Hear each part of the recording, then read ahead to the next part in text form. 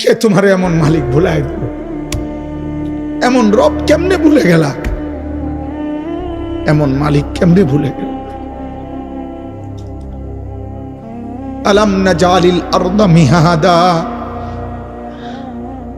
ওয়াল জিবালা আওতাদা ওয়া খালাকনাকুম আজওয়াজা ওয়া জাআলনা নাওমাকুম সুবাতা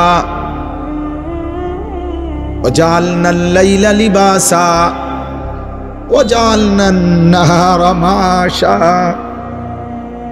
আল্লাহ বলে, বলো না বান্দা, পায়ের নিচের এই জমিন আমি কি তোমার জন্য বিছায়া দেই নাই?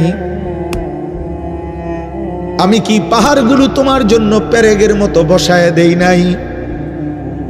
আমি কি তোমাদেরকে জোড়ায় জোড়ায় নারী পুরুষে সৃষ্টি করি নাই? দুই চোখের ঘুম কি আমি দেই নাই? আলোকিত পৃথিবীটাকে অন্ধকারের কালো চাদর দিয়ে আমি কি রাত্রি বানিয়ে দেই নাই? আবার অন্ধকারের চাদর ভেদ করে একটি আলোকিত ভোর, একটি দিনের আলো আমি কি এনে দেই নাই? মাথার উপরে 7টা আসমান আমি আল্লাহ কি বানাই নাই?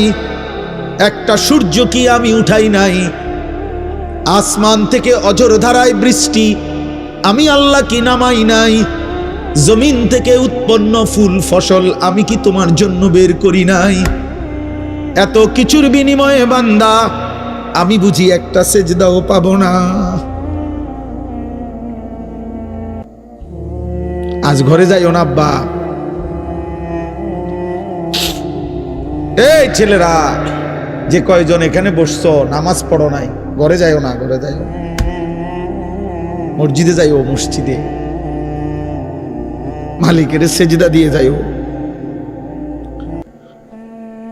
বেনামাজি যদি ঘুমায় যাইয়া ঘুম যদি আর না ভাঙ্গে,